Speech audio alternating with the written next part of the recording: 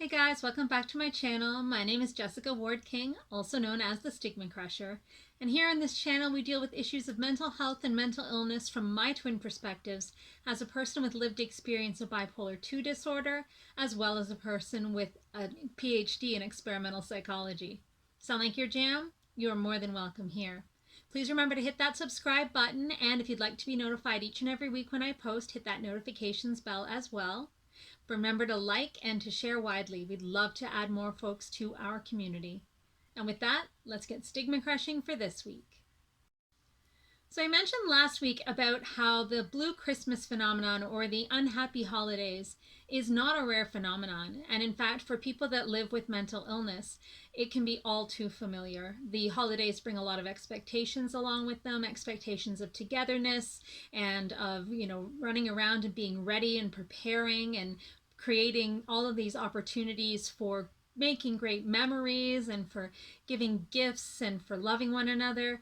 And for folks with mental illness, quite often, this is a really tall order. In particular, for someone with my diagnosis, bipolar 2, the holidays can bring with them a certain amount of hypomania, if you might want to say it that way. In fact, I find it can bring that about for folks that don't struggle with mental illness. So that kind of not sleeping enough, doing too much, baking too much, wrapping gifts in the middle of the night, trying to get everything ready, trying to be at all the parties and the life of the party. And then it can come with it a huge depression, if you will, when either those things don't come to pass, or then when the holiday period is over and you kind of slump back into January. And we do find that even for the typical population, that January is a much more subdued month. For those with mental illness, clinical depression can result. And so this whole idea of the unhappy holidays, or the blue Christmas, is never far from my mind. It is a lot to ask of me to be, have this high functioning mental illness go on throughout the holidays, because normally I'm able to, put on the face, curl the hair, make the clothes look nice for work days, but then by the end of the day I'm exhausted and just kind of sullen and back into my depressive episode.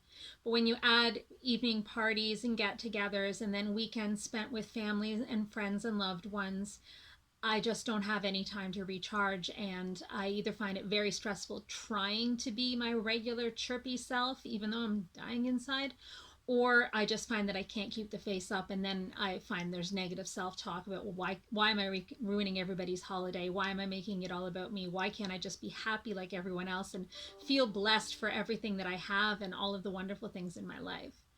And so what I kind of mentioned last week was to be aware of that in your own lives. If you struggle, or if you are a loved one to someone who struggles, which, let's face it, all of us are, to keep that in mind and to reach out, because that sense of isolation and that sense of failing the holidays is a really big factor in a lot of people's lives. But what I often get asked when I give my talks is, okay, but how shall we reach out? Because a lot of times stigma gets in the way of having good conversations, and particularly around the holidays when people don't want to be too heavy and don't want to make it too dark or too all about an illness. And so I'm asked, how are we supposed to reach out?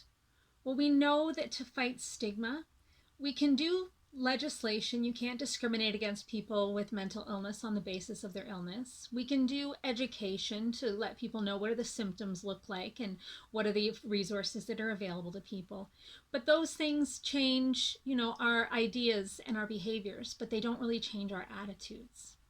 The best way to change attitudes is what we call contact. And contact is when you get to know somebody with mental illness. You get to know them as a person first, as a person that's multifaceted, with things they're good at, things that they like to do, things that you could draw upon them for, and as well as having a mental illness and things that you might be able to contribute to their lives as well. And so the best way is to reach out. And it's not necessarily to reach out and say, hey, I'm worried that you might have mental illness, or you've told me that you do, and like, how are things? You might go that route, but what you might equally do is go to a person, say, let's have a Christmas coffee or a holiday beverage, and why don't we just talk about what's going on in both of our lives? Because what's so important for me as a person with mental illness is to also be a good friend, to also be a good family member, to also be a good spouse and mother, and all of those other things that I am. And so to have the opportunity to contribute to my relationships in a meaningful way and not just be the one that's really drawing out everybody else's energy. I may not have a whole lot to go on, but I want to be seen as an equal partner in my relationships. And so when people come to me and, they say, well, I didn't want to burden you because I know you're dealing with a lot. For me, it's not a burden. For me, it makes me feel like I actually have something to contribute in this life. It makes me feel better to be able to bear some of the concerns and worries that the people that I love have in their lives. And so you may be reaching out to a colleague or to a friend or to a cousin or even to someone closer than you and saying, hey, holidays. Oh my gosh, not looking forward to going to my mother-in-law's house. She always burns the turkey. And then there's cousin Frederick that, is always wanting to talk to me about work, and it's the last thing I want to do, and blah, blah, blah, blah, blah, and so on. And then, have that space for listening to them as well. Like, so it must be really hard when you're on your own at the holidays. What do you do to cope? Do you mind if I give you a call on Christmas morning and find out what Santa brought you? Or whatever the case is. But that's how we should reach out to people with mental illness, in the same way as we would reach out to a friend who's maybe undergoing a tough time or that you have no idea is undergoing a tough time, but just in friendship with that casual, informal chit chat. There's always going to be a time and a place for what you might be colloquially calling an intervention. So, for talking to someone and specifically saying, I think you might be struggling. There are things that we can do to help. Tell me how I can help you. Let me assist. There are times for that. The holidays may not be the time for that because, as I mentioned, there are already so many requests on our time and our energies. There are already so many expectations. And maybe the holidays aren't the right time. Maybe you don't have a choice. Maybe you only see your cousin at the holidays, and this is going to be the only chance you have to really check in with him or her and really have that conversation. And so maybe you choose to do it. But remember to do it with tact, and remember to do it with sensitivity. The holidays are not easy for anyone, as much as we think that they should be full of making memories and full of all the joyous things in life. And sure, those things have a place there. But one thing I'm sure of, the holidays are a very human affair.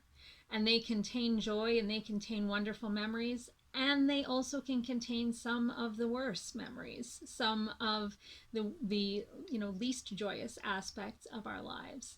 Holidays and their expectations and all of the family togetherness can be hard because they contain a lot of extra pieces and a lot of moving parts and a lot of extra people. They contain a lot of hearts that are broken, some of them that are just recovering from heartbreak, some of them that will be going into heartbreak come the January and that time after the holidays when people feel sometimes the most isolated and the most alone. So that's what I would say to you this holiday season is, how should we reach out to someone with mental illness? The way that you would reach out to a human. And one thing that I know that is very much human is reaching out to one another. So don't shy away from it. Don't be afraid you're going to say the wrong thing. Say something. Just say something. That's all I wanted to reflect on this week. But I hope you all have a great week, and going into your holiday season, I hope you're able to take some joy and some of those times for quiet and for rest and for getting yourself ready for what's going to happen post-holidays as well. Take care, everyone. Bye. StigmaCrusher.